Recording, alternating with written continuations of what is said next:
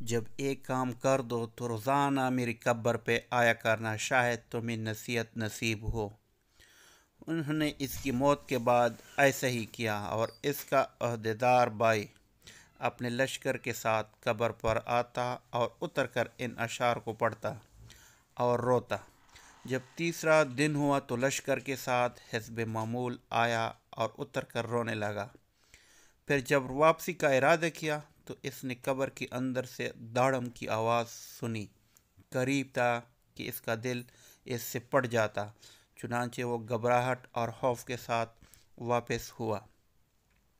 جب رات ہوئی تو اس نے اپنے بھائی کو خواب میں دیکھا اور اس سے پوچھا، اے میرے بھائی، تمہارے قبر سے جو آواز سنی وہ کیا تھی؟ اس نے کہا، وہ ہتھوڑی کی آواز تھی۔ مجھے کہا گیا کہ تو نے مظلوم کو دیکھا پھر بھی اس کی مدد نہ کی۔ چنانچہ وہ شخص صبح غمزدہ اٹھا اور اپنے بھائی کو اور دوسرے خاص لوگوں کو بلایا اور کہا، میں سمجھتا ہوں کہ ہمارے بھائی نے جو اپنی قبر پر اشعار لکھنے کی وصیت کی تھی، اس کا مقصد مجھے تنبیہ کرنا تھا، اور میں تمہیں گواہ بناتا ہوں کہ آئندہ میں تمہارے درمیان نہیں رہوں گا۔ چنانچہ اس نے عمارت چھوڑ دی اور عبادت میں مشغول ہو گیا، اور عبد المالک بن مروان کو اس بارے میں خط لکھا تو اس نے لوگوں کو حکم دیا، اس کو چھوڑ دو، جہاں چاہے جائے۔ چنانچہ وہ پہاڑوں اور صحراؤں میں رہتا رہا، یہاں تک کہ اس کی موت آئی، اور وہ چرواہوں کی ایک جماعت کے ساتھ تھا۔ اس کی بھائی کو خبر پہنچی تو وہ حاضر ہو گیا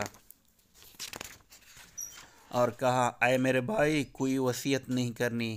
اس نے کہا، کیا وصیت ہے؟ کوئی مال نہیں جس میں وصیت کرو، لیکن ایک وعدہ ہے، وہ یہ ہے کہ جب میں مر جاؤں تو میری قبر تیار کر کے مجھے میرے بھائی کے پہلو میں دفنا دینا اور میری قبر پر لکھ دینا، جس کا ترجمہ کچھ یوں ہے، کیسے لذت پائے وہ شخص جس کو یقین ہو کہ بہت جلد اس پر موت اچانک آ جائے گی، اور اس سے عظیم ملک اور تمام بڑائی چھین کر اس قبر میں اس کو ٹھہرا آئے گی جس کا وہ باسی ہوگا۔ پھر 3 دن تک میرے پاس آیا کرنا اور میرے لیے دعا کرو، شاید اللہ تعالیٰ مجھ پہ رحم کرے۔ چنانچہ وہ مر گیا اور اس کے بھائی نے اس کی وصیت پر عمل کیا۔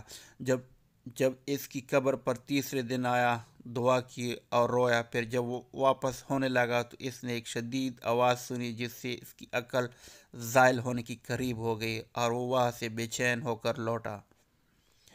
رات کو اس نے اپنے بھائی کو خواب میں دیکھا۔ اس نے کہا کہ میں نے جب خواب میں اپنے بھائی کو دیکھا تو اس کی طرف لپکا اور اس سے پوچھا، کیا تم ہماری ملاقات کے لیے آئے ہو؟ اس نے کہا، ملاقات تو بہت ہی دور ہے۔ میں نے کہا، میرے بھائی، تیرا کیا حال ہے؟ اس نے کہا، خیریت سے ہوں۔ توبہ، کتنا خوبیوں اور بلائیوں کی جمع ہے۔ میں نے کہا، میرے دوسرا بھائی کیسا ہے؟ اس نے کہا، وہ تو نیک پیشاؤں کے ساتھ ہے۔ میں نے کہا، ہمارا کیا حال ہوگا؟